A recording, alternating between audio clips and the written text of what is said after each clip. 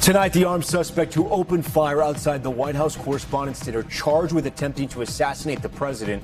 What we're learning about how he allegedly planned the attack. The new details, including a so-called manifesto the DOJ says shows his intent and his targets. Plus, the wild video as the gunman rushes past law enforcement. The new images of the gunman's weapons, including a shotgun, handgun, and knives. Chaos inside the dinner. President Trump sworn by Secret Service. The vice president and cabinet officials shuffled out. The growing questions over the president's security. Plus, I speak with mentalist Oz Perlman, who was with the president when the shooting started. What he says happened in those frantic moments and when fear suddenly settled in. Dangerous tornado threat, millions on alert for destructive storms. This barn collapsing after taking a direct hit. Bill Caron's tracking it all. New details in the killings of two doctoral students. What the suspect allegedly asked ChatGPT about disposing of a body. Carnival ride horror, a ride snapping midair, then crashing to the ground. What we know about those inside. The True Crime Podcast, credited with helping solve a decades-old cold case. We speak with the host. And Taylor Swift's new move to protect herself from artificial intelligence, how she's fighting deep fakes. Plus, King Charles's historic royal visit. Will it repair the growing rift between the UK and the US? Top story starts right now.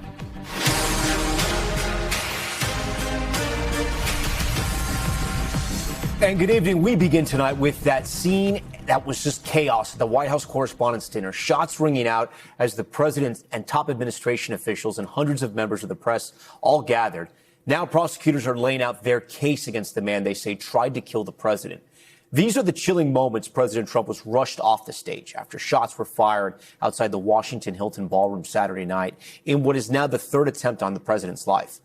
New angles show the chaos in the room. Secret Service agents evacuating Vice President J.D. Vance and top cabinet members as guests ducked for cover under tables. Surveillance video shows 31-year-old Cole Tomas Allen sprinting past security. Seconds later, he's detained and on the ground. Today, the DOJ revealing the slew of weapons he was allegedly carrying: a pump-action shotgun, a pistol, multiple knives. He's now facing 3 federal charges, including attempted assassination of the president, which could carry a sentence of life in prison if convicted. Our team, who was inside that ballroom when shots rang out, is covering it all, including new details about what may have inspired the attack. I want to begin tonight with Garrett Haig, who leads us off from the White House. Tonight, the armed suspect, authorities say, rushed through a security checkpoint outside the White House Correspondents' Dinner and opened fire, is charged with attempting to assassinate President Trump. The defendant making clear what his intent was. Cole Tomas Allen appearing in federal court. The DOJ displaying photos of weapons they say he had, including a 12-gauge pump-action shotgun, pistol, and knives. Charging documents say he ran past a magnetometer firing a long gun. A Secret Service officer who was injured returned fire, but did not hit Allen, who was then detained in the lobby above the ballroom. Law enforcement did not fail. They did exactly what they are trained to do. But amid growing questions about how the president is protected, the White House saying they'll consider security changes. All of it after that alarming scene Saturday, with the dinner just beginning. You could hear the gunshots. Secret Service agents swarming the stage. Vice President Vance rushed out. The president, piled on by agents, at first resisted to being hustled off stage. I wanted to see what was going on. And by that time, we started to realize maybe it was a bad problem. Inside the ballroom, mass confusion as attendees ducked under tables. We saw top officials hurried to safety, including the health secretary and the Speaker of the House. It's still unclear exactly what happened, but it was a very serious security breach. At this point, it's clear that the president has been evacuated from the ballroom, but not necessarily from the property at large. This is the third attempt on President Trump's life in just 2 years, after he was shot in Butler, Pennsylvania. Weeks later, another assassination attempt by an armed suspect at the president's golf course. Why do you think this keeps happening to you? Well, you know, I've studied assassinations. The people that make the biggest impact, they're the ones that they go after. Tonight, the White House blaming anti-Trump rhetoric. The left-wing cult of hatred against the president and all of those who support him and work for him has gotten multiple people hurt and killed and it almost did so again this weekend. On Saturday, I asked the president about political violence. Is that just the cost of doing business Yeah. to do politics in America anymore? Yeah, well, What does that say about our country? Yeah, we're not the only country. Good question. Will we turn that temperature down at this point? Well, probably if I decided to just not do much, Okay, with that, Garrett Haake joins us tonight from the White House. And Garrett, the president's talking about holding the dinner again, sort of in a different capacity. And the White House says maybe without the vice president. Yeah, Tom, the White House may want to keep the VP at a separate location for continuity of government reasons if this dinner is rescheduled, like what you see the State of the Union with a designated survivor. Now, there's been no decision made on whether this dinner can happen. The White House has said that they think that the Hilton is demonstrably unsafe. They've used this opportunity to argue for the need for a large, secure event space, ideally right here on this property, namely the president's ballroom project. Tom? Okay, Garrett Haake leading us off on Top Story tonight. We're going to continue our coverage as we learn more about how the alleged attacker planned his assassination plot and what may have inspired it. Here's Kelly O'Donnell. New details tonight about the shooting suspect and the plot that frightened but ultimately failed. This man was a floor above the ballroom with hundreds of federal agents between him and the President of the United States. During a brief first court appearance, Cole Allen responded, "Yes, Your Honor," when asked if he understood his rights and the 3 serious felony charges that could send him to prison for life. Top Justice Department officials saw this case unfold in person. This one hits a little differently. We were all there. Many of you were there.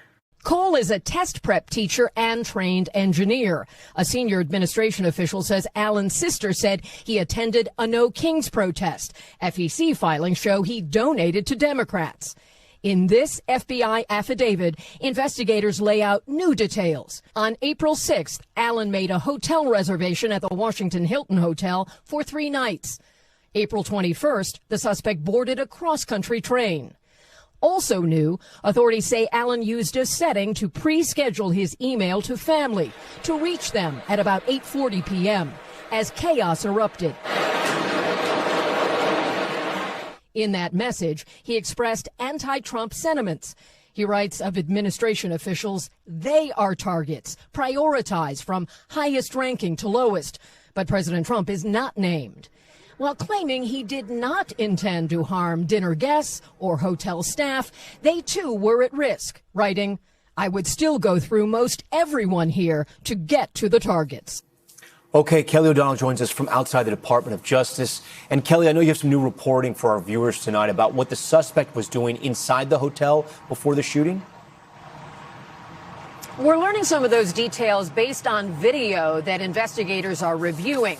I'm told by an official that they have one particular clip that shows the suspect who had been staying on the 10th floor of the hotel, not using the elevators as most hotel guests would do, but he descends during an interior stairwell going floor by floor by floor until he reaches the terrace level. That was one flight above his target, the ballroom where the president and all those guests were.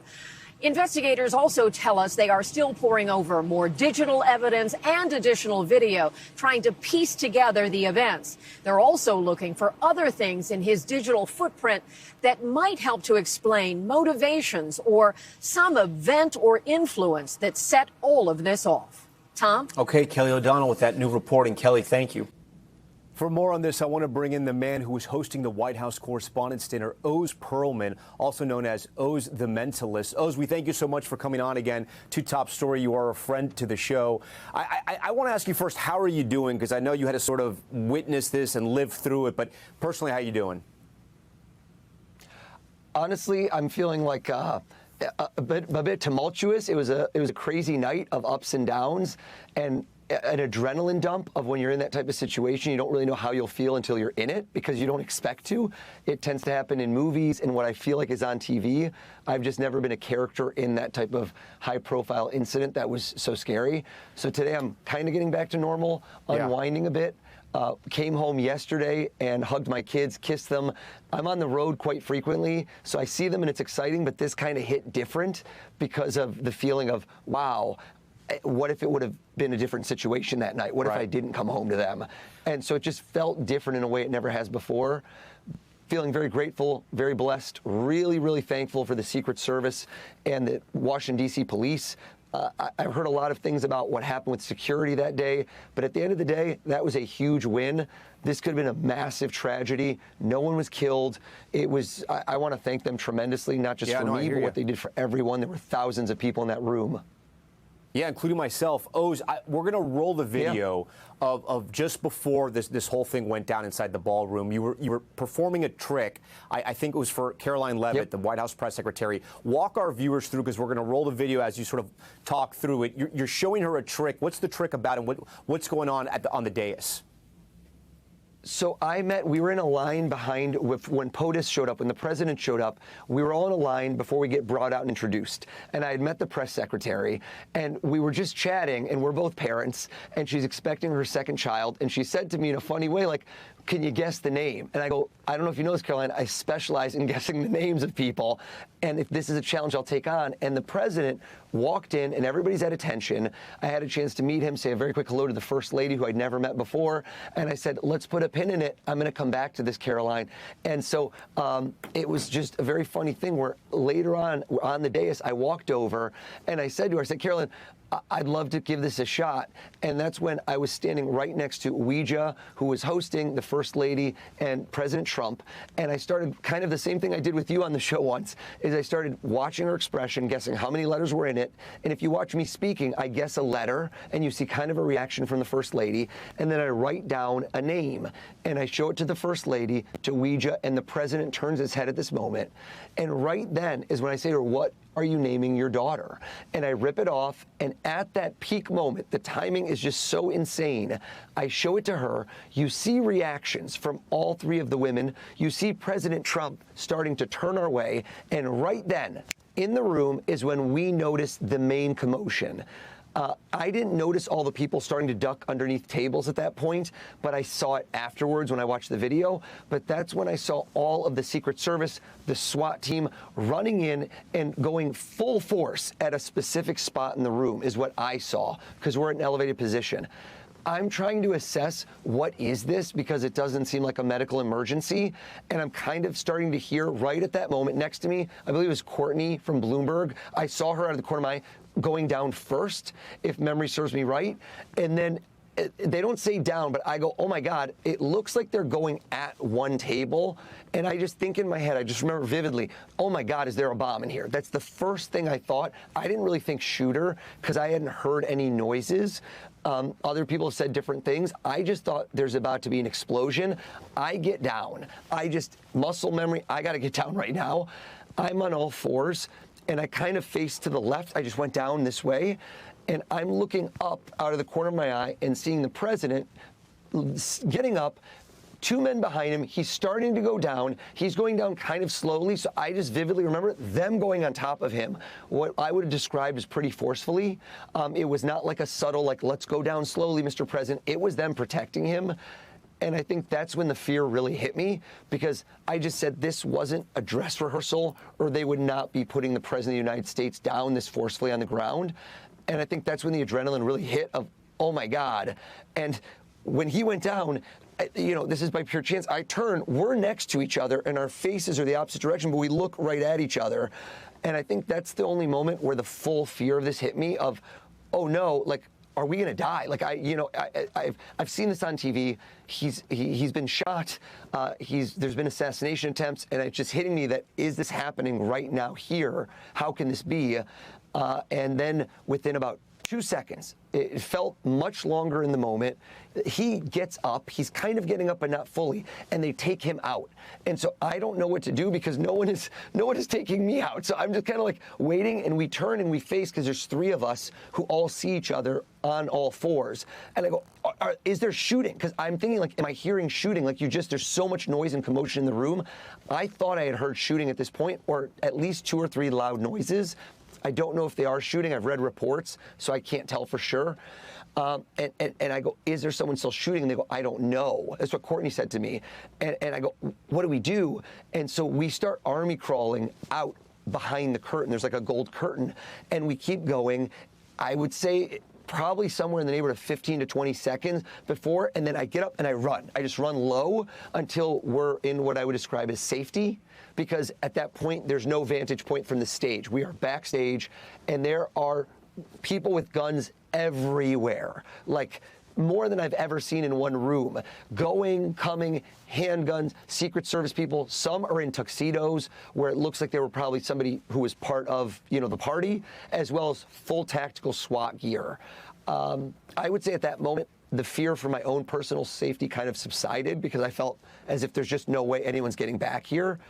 But at that point, all of us were figuring out what's going on. Was the president shot? I did not know when he went down what his situation was. We looked into each other's eyes. There was no communication. There was just full, shock from my part. I haven't spoken to him to know if he was in shock, but I was very fearful. So I looked at him, and we didn't know if he'd been shot, if the First Lady had been shot. There was very, very scant information for about 5 minutes before we were told POTUS is safe, First Lady is safe.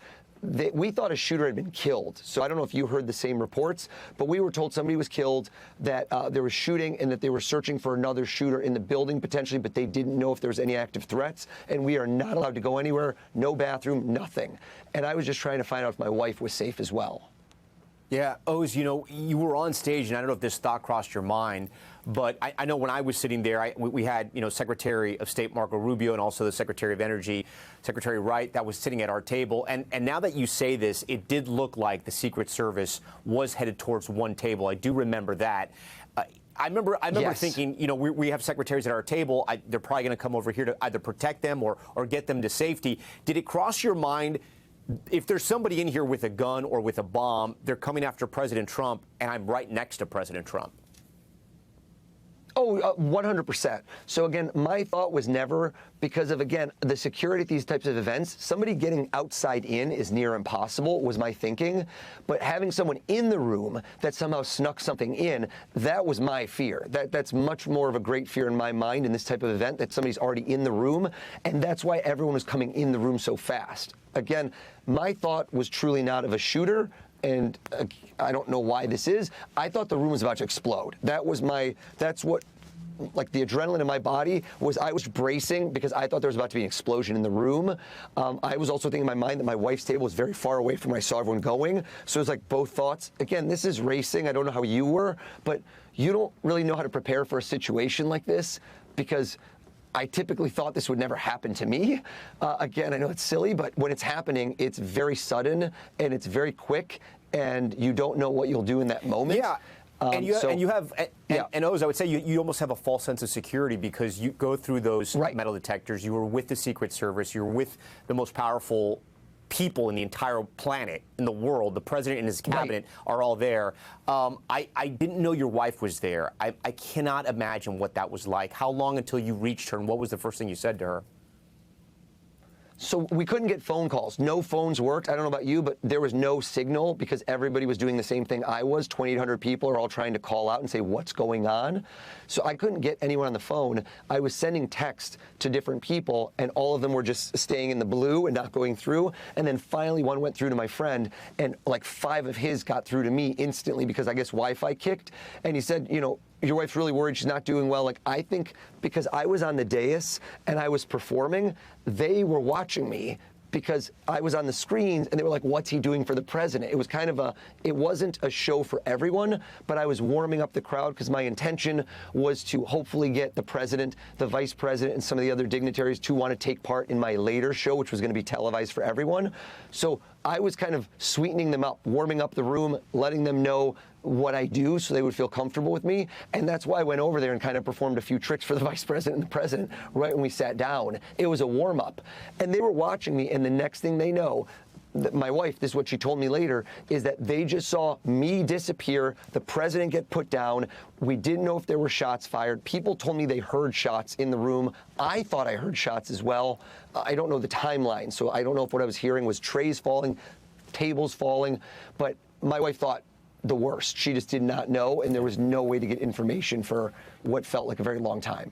Yeah, terrible night. You know, I know you're an entertainer. You make people happy. You know, in a lot of ways, you make people remember an event or a night, right? Because you have that gift. You experienced political violence on Saturday night. In our industry, we see this a lot. We cover it. It's terrible. What's your impression after having lived through something like this? My impression is that I know that as a country we're divided, but I think that that night specifically, and why I was honored to be hosting, is to celebrate this right now. The First Amendment, the freedom of the press, the fact that we can have dissenting opinions. You can have an opinion that's not the same as someone else, that you don't like what somebody's doing in terms of policy. But the way I think to exercise that right and that power is at the voting booth and not by going out and committing political violence, because even the people that think that that might be a solution, that solution can happen on both sides, against you, against them. That is never the way to handle things in a democracy. So I just think that everyone together should state emphatically that this is not the way we should be moving forward as a country. This should not be normalized. This thought that this is staged or fake, which I just find to be obscene. You and I were there. There's nothing fake or staged about what I saw, the bullet holes I saw, the fear in everyone's face. I don't know. I find that reality and truth are becoming a scarce commodity, and that there needs to be more of a united front in this country for democracy. It is, yeah, it's a wild and it is a scary time, and that's why it's so important to make sure you have the right and correct information, and you're getting that from the right and correct sources. Oz Perlman, we thank you so much for taking the time. I'm sorry you had to go through that. I know you did not sign up for that. You too, you too. Listen, we're alive and well. It could have been a whole different night. I just feel blessings and gratitude. Yeah, you're a great guy, and thank you for sharing with our viewers your experience. We appreciate it. Thanks, Tom. All right, I want to bring in our panel tonight to analyze the assassination attempt against President Trump. Evie Pompouris is an NBC News law enforcement analyst and former Secret Service special agent, and we're joined tonight by political scientist Barbara Walter, a professor at UC San Diego who specializes in political violence. Evie, let's look at the floor plan for a second. The gunman was on the upper terrace level, right? He rushes the security checkpoint, and he was apprehended right there. He never made it down the stairs or escalator that connected to the concourse floor below where the ballroom was located. But help us understand how the suspect was able to make it so far into the Hilton with guns. And I do want to stress the system did work as far as where the security perimeters were set up. The gunman did not get to the ballroom or even near the ballroom. You are correct. The system did work. The system that was designed worked. When you're doing something like this, any venue, any hotel venue, and I've done dozens of these, Tom, you don't shut the hotel down. I know everybody thinks you can walk in, Secret Service, I'm here, I'm shutting it all down. It's a working business. People are coming in, they're checking in, they're in rooms, there's a movement. So what you do is you look at where your protectee is going to go. Where's my president going? He's going to this specific ballroom. Okay, now I'm going to build my security perimeter around that ballroom. And one of the first things you do is, where are my magnetometers going to go? Because the magnetometers are the first point of that layer of security. To some degree, right? You'll have some stuff outside that maybe people see or don't see, but essentially that's the point where people are being checked. This is where you line people up. You'll check tickets if you're going to check tickets or IDs or both. That's typically a White House staff function, not a U.S. Secret Service function. The U.S. Secret Service function is clearing people and make sure people are coming in clean. Now, I think where some folks are having a bit of heartache here is the distance, meaning why was the perimeter so close? Should have been pushed further out. Also some of the reporting that he used one of the stairwells to come down. Here's the thing with the stairwell. A hotel like that has many stairwells. I've walked stairwells my whole career. We literally walk them to make sure they're unobstructed. I need to know where every stairwell dumps, whether it's on that mezzanine level or on the street. Like you check them all. But for him to take that specific stairwell and for it to be unmanned, so to speak, no Secret Service, it means it was outside the perimeter, right? The outside the security perimeter. So he goes from his 10th floor, which is where we're hearing he was staying. He comes down. Of course, he's not going to take an elevator. And then he bum rushes, goes through the mags. And that's where the incident happens, and they take him down. Now, as far as the security plan internally, both the president and J.D. Vance are removed separately. There's some questions here because a couple of people were asking, Why does J.D. Vance get pulled first? Why does President Trump get pulled second? When you look at security details, they each have a detail leader, it's called. That detail is going to decide what they're going to do on their own. I don't want to say they don't talk to each other, but the vice president's detail has their own plan. They're hearing comms. They're making their own decisions. The president's detail has their own comms. They're making their own decisions. So you see J.D. Vance getting pulled. You see POTUS getting pulled. And at that point, you're figuring out, do we depart? Do we harden up? And I don't want to give too much away, but sometimes you can harden up. Hardening up means I take my protectees somewhere where, let's say, I'm not sure if I should evacuate because I don't know what's waiting for me on the other side. I don't know if it's safe to get to the vehicles. So you'll find typically a room or an area that has no windows, no other access points. Yeah. Yes. Sorry, we just have some other guests here. I appreciate the take. Okay. It's very good. Barbara, my question to you: are we living in sort of a unique time? Do you think in hindsight, it's always 2020. People should be able to gather and they should be able to do the things they want to do. But in a time of war and a time when there is so much political violence, is this a good idea to host this event with so many political leaders and essentially almost the entire cabinet there? No, that's not a good decision. Political violence in this country is higher than it's ever been. The previous peak was around 1995 when Timothy McVeigh attacked the building in Oklahoma City. It decreased since then. And then it started increasing again in 2008 and has pretty much consistently increased since then. The vast majority of that was violence on the far right. But since 2024, with Trump's second term, violence on the left has started to increase. And that's known to experts. I'm sure that's known to the Trump administration. This is the third attempt on his life. No, it probably was not a great decision to have everybody in that single room. Is this is this time any different? I mean, this country has experienced some horrific incidents: the assassination of President Kennedy, the assassination of his brother, the assassination of Martin Luther King Jr., assassination attempts on President Ronald Reagan. Is now any different from those times?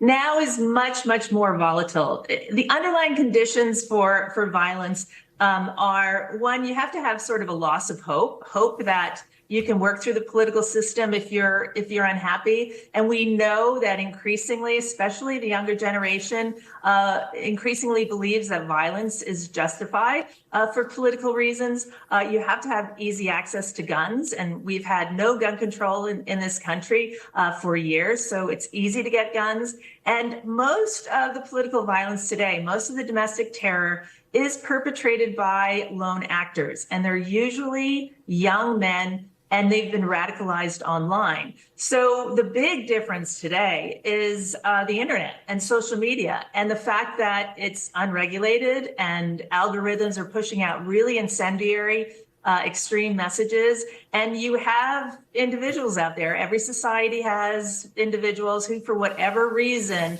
do things like this. But it's much, much easier for them to become radical than it was ever before. Evie, if you were advising the White House, one, would you have the vice president and the president ever in the same room, at least for the time being, going forward, any kind of sort of public event, public outing? And two, has the president, even though, one of the reasons he wants to build this ballroom is for safety, he's made other reasons as well why he wants to build a ballroom. Is the ballroom a good idea in light of what we've just witnessed? I'll start with the ballroom. I will tell you, from a completely neutral position, working in the White House, they need a ballroom. I mean, we're putting up tents, we're putting up, these porta potties. And it's extremely costly when you put these events together. So you do need some type of facility. Now, could you use this facility for everything? I don't know, but you do need some type of facility because I can control the ballroom. I can't control a Hilton. I can't control a Marriott hotel. If I'm on somebody else's property, I have to work within their rules. Now, as far as the president and the vice president being in the same room, I think it's okay. But at this point, I think the best course is if you can lock it down. And when I mean lock it down is truly lock it down. But you don't have so many variables about going in and out. What was this interesting about what Mr. Perlman was saying before, he was also worried about an IED, something we didn't even talk about. We were just worried about weapons with this specific incident. It's a good point. Evie, so great to have you. Barbara as well. We thank you for joining Top Story. We're back in a moment with the dangerous severe weather tearing across the country. Buildings ripped apart as tornadoes touched down. Our Bill Cairns is tracking it all. Plus, the investigation to those 2 doctoral students who disappeared in Florida. A man now facing murder charges. What prosecutors say he asked ChatGPT days before they vanished. And the carnival catastrophe, a handful of people hurt when a cable on a ride suddenly snapped. That terrifying scene ahead on Top Story.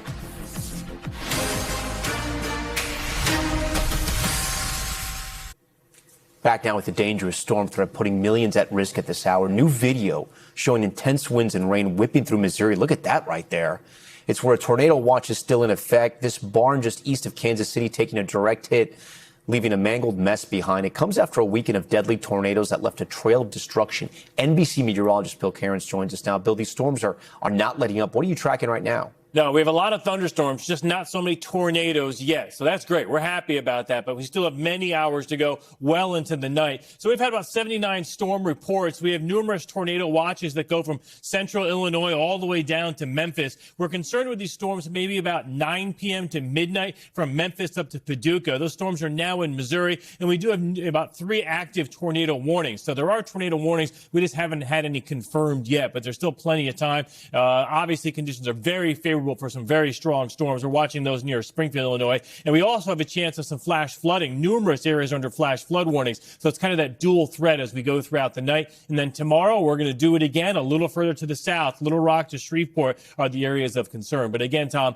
the next 3 to 4 hours is when we expect the strongest storms. Okay, and we'll stay on top of it throughout the broadcast. I'm sure they are next hour as well. Now to the new details about the grad student who vanished in Florida. Police alleging they were murdered by the man's roommate. And get this, he allegedly asked ChatGPT for advice. Jesse Kirsch has more. Prosecutors say these Florida grad students' murders were planned, and the suspect messaged ChatGPT before and after his victims vanished.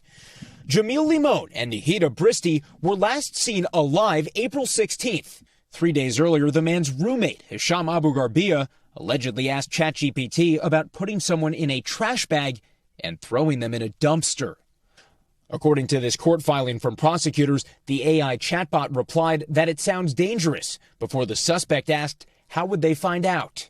Limon and Bristi were both Bangladeshi doctoral students in Tampa. After they disappeared, the suspect allegedly sent ChatGPT several more messages, including has there been someone who survived a sniper bullet to the head.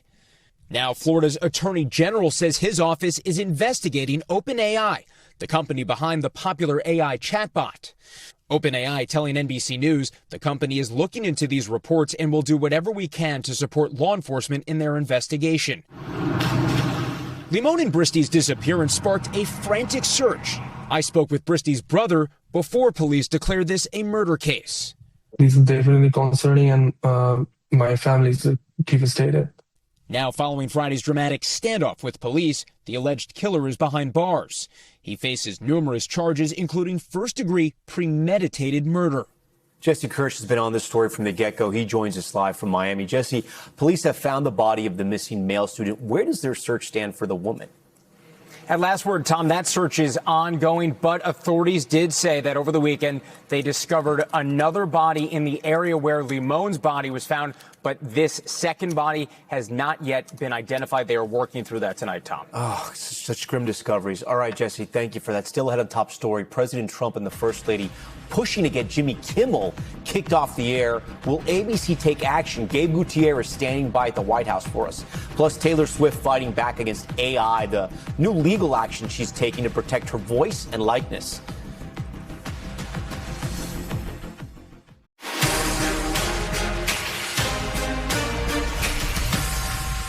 We're back now with President Trump's call for Jimmy Kimmel to be fired. The First Lady also slamming the late-night host after a joke that aired before the shooting at the White House Correspondents Dinner made light of the president's death. Here's Gabe Gutierrez.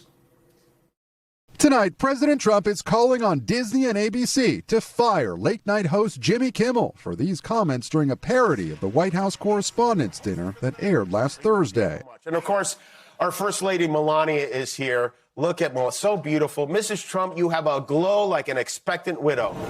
The segment aired 2 days before prosecutors say a gunman tried to assassinate the president, who today slammed Kimmel for what he called a despicable call to violence, labeling the skit something far beyond the pale. The First Lady today saying his monologue about my family isn't comedy. His words are corrosive and deepens the political sickness within America, adding, enough is enough. Though Kimmel has not explained what he meant by the joke, the White House argues it was violent rhetoric. Who in their right minds says a wife would be glowing over the potential murder of her beloved husband? The backlash comes 7 months after ABC briefly suspended Jimmy Kimmel Live following the assassination of conservative activist Charlie Kirk. With the MAGA gang desperately trying to characterize this kid who murdered Charlie Kirk as anything other than one of them. Days later, Kimmel returned. You understand that it was never my intention to make light of the murder of a young man. ABC, its parent company Disney, and Kimmel's publicists have not responded to requests for comment. Tom? All right, Gabe, we thank you. Now to Top Stories news feed, and we're going to stick in Washington with the royal arrival of King Charles and Queen Camilla. They met at the White House with President Trump and the First Lady. The trip meant to celebrate 250 years of America's independence and highlight the close relationship between the U.S. and the U.K., which has come under scrutiny during the war with Iran. Tomorrow, King Charles set to address a joint meeting of Congress. In California, a wild video of an officer getting trapped inside a getaway car with a robbery suspect. You can see the vehicle slamming into a grocery store. Minutes later, police arrive on the scene. An officer tries to stop the man, but gets knocked inside the car as the driver peels away. After refusing to pull over, police say the officer shot the suspect in the leg. He crashed into a parked car before running away on foot. Authorities eventually caught up and arrested him. The suspect has pleaded not guilty to felony charges. And a terrifying moment at a fairground in Spain. Video shows people on this bungee-style ride before a cable suddenly snaps midair, sending the capsule crashing down. Emergency crews say 4 people were hurt, including 2 who were taken to the hospital. Police are now investigating what went wrong.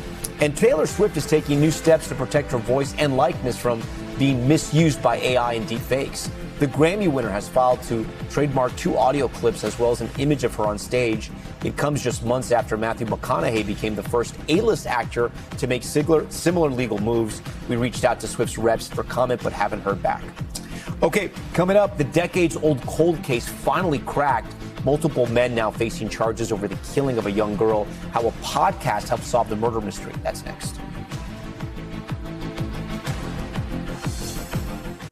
We're back now with a stunning break in a decades-old cold case, with police crediting a true crime podcast with cracking it wide open.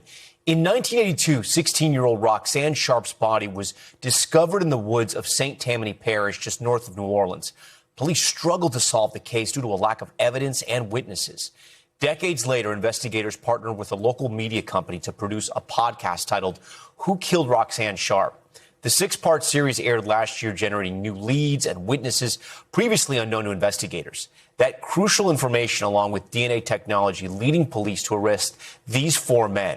I want to bring in the podcast host and vice president of the North Star Media Group, Charles Dowdy. Charles, we thank you for joining Top Story tonight. You say in your very first podcast episode that advocating on Roxanne's behalf 40 years later might be a lost cause. Clearly, that's not the case.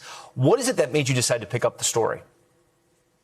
Well, that's a good question. We had pretty low expectations out of the gate. We weren't sure what we were going to be able to accomplish, but we did want to give it a try.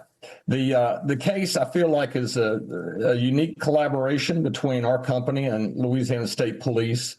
And I think one of the things we realized early on was this was a situation where perhaps people were afraid to come forward. There was a sense of fear that came out of a neighborhood where this crime kind of originated.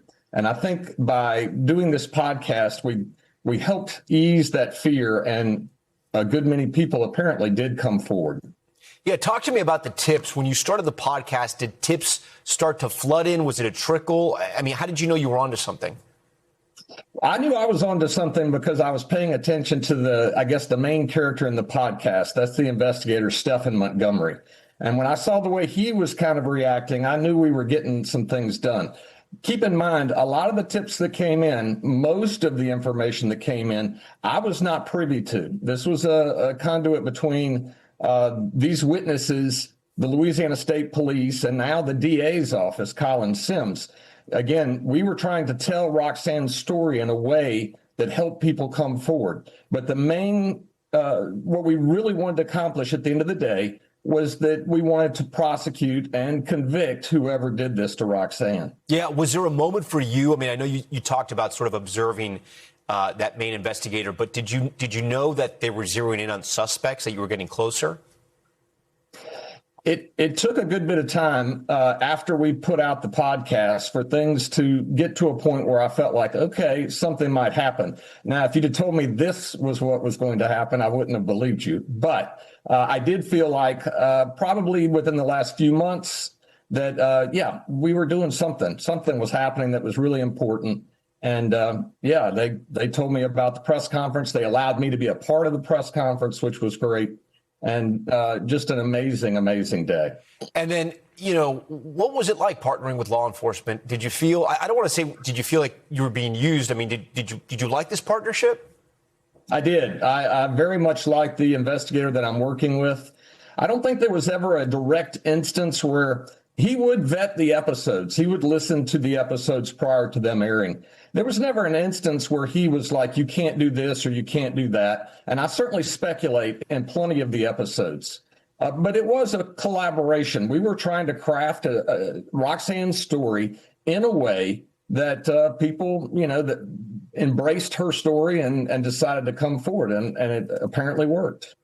And then I do want to ask you, as you're doing this podcast and you're working on this, why do you think it was the podcast that sort of police wanted to turn to? I mean, why do you think after all these years, all this police work dedicated to this case, maybe not enough time was dedicated, but why do you think it was the podcast that sort of sparked new leads so many years later?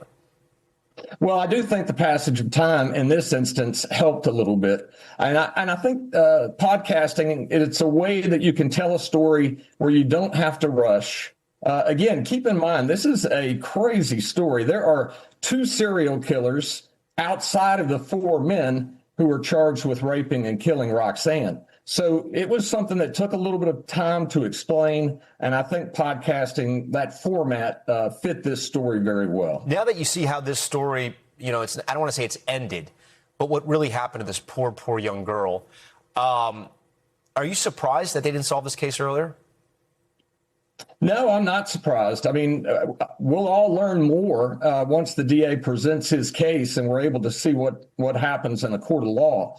But again, you're talking about a real sense of fear within that community, and it silenced people from coming forward. And again, you'll have to listen to the podcast to fully understand it, but it was not a typical situation. St. Tammany is a lovely, wonderful place.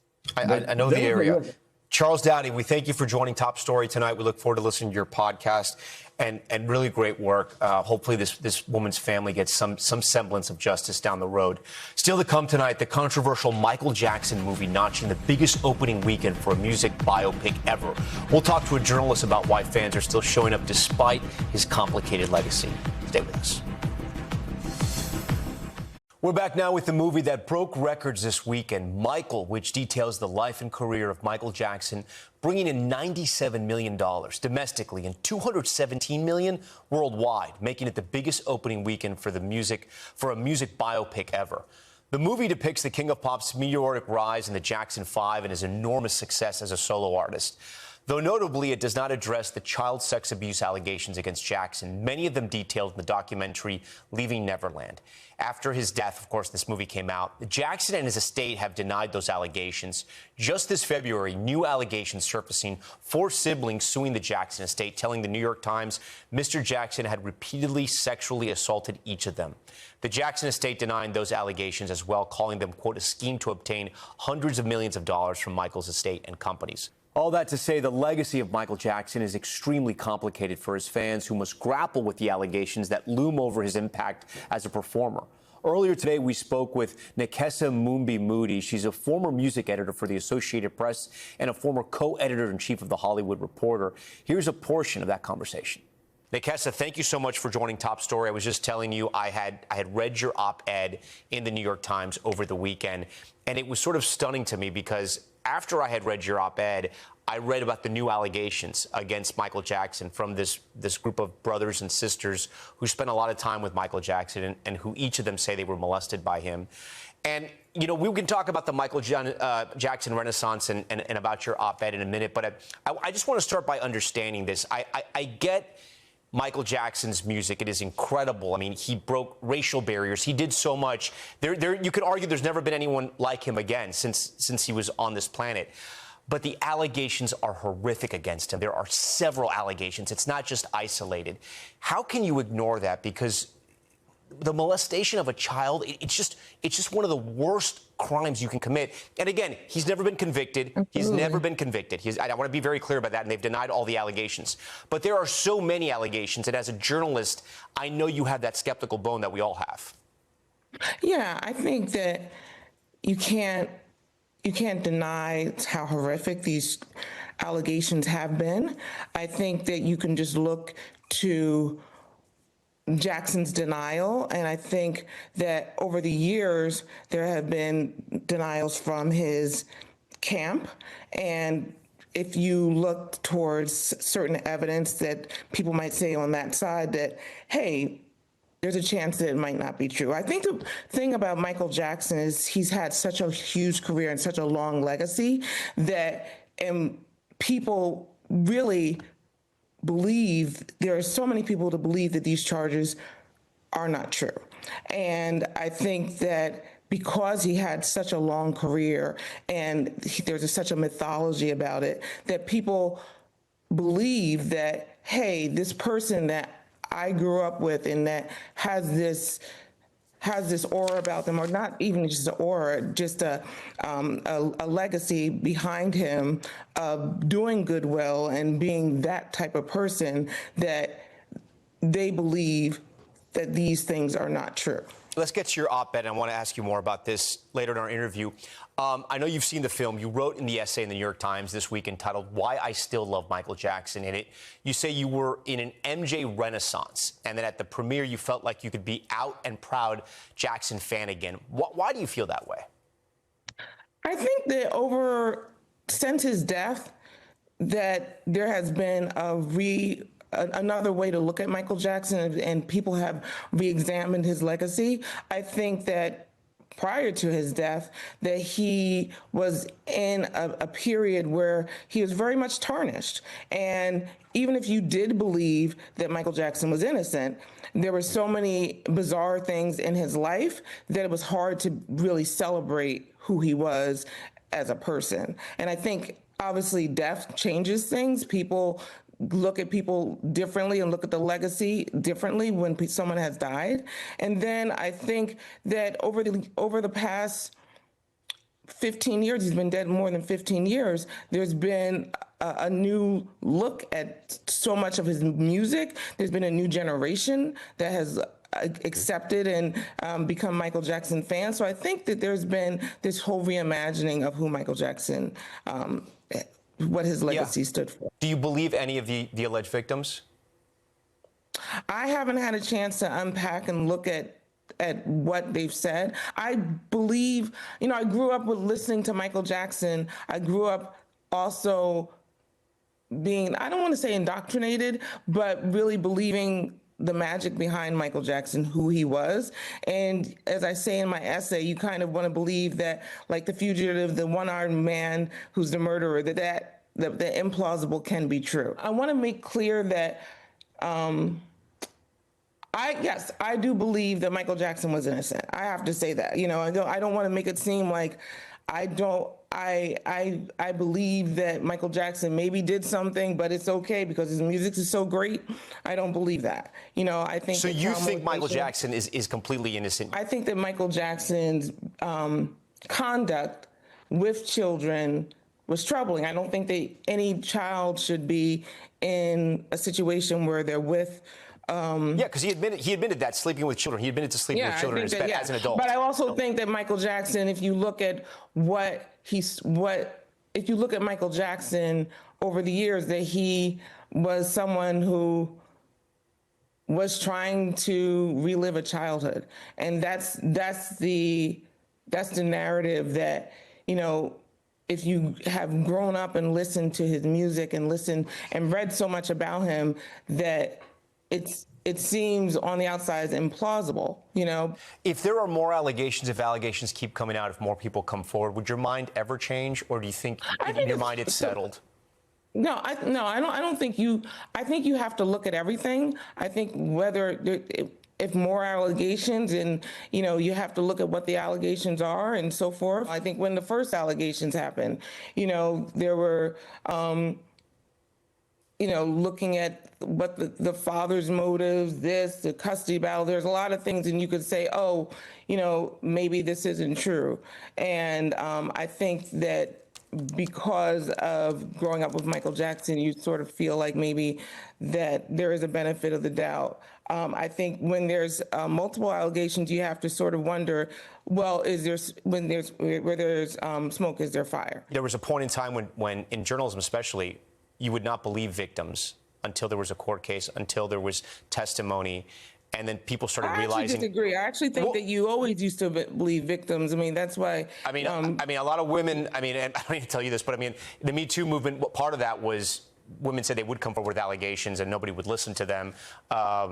Jeffrey Epstein. I mean, you can see in his history, families did come forward, and they weren't really listened to until much later, and he beat that case as well. And I'm not equating the two, but I'm saying people tend to give the victims a little bit more leeway. I think with Michael Jackson. I think that Me Too definitely, was a watershed moment, and I think it's also important. But let me just finish my point. My point is Michael Jackson fans don't. I'm not sure if they give leeway to the alleged victims of Michael Jackson. I think that Michael Jackson's fans don't believe that he did that. But I also think that Michael Jackson, as an entertainer and and for many years, many people did believe that he did that. So I think that, there are still many people who believe that he is guilty. And I think that his career, was greatly affected by that. Yeah. Many people still have felt that he was a child molester, but I think it shows how popular that he was, that that even despite all the negativity around him, that he still was able to do a 30th anniversary special in 2001. They had cameos in like the Men in Black that, he still was. Yeah, I covered his death here from New York, and there were people in the streets crying. Nikisa Mumbai Moody, I thank you so much for joining Top Story. This was a difficult conversation. I thank you for coming on and being honest, and I appreciate your time. Thank you. And we thank you for watching Top Story tonight. I'm Tom Llamas in New York. Stay right there. More news on the way.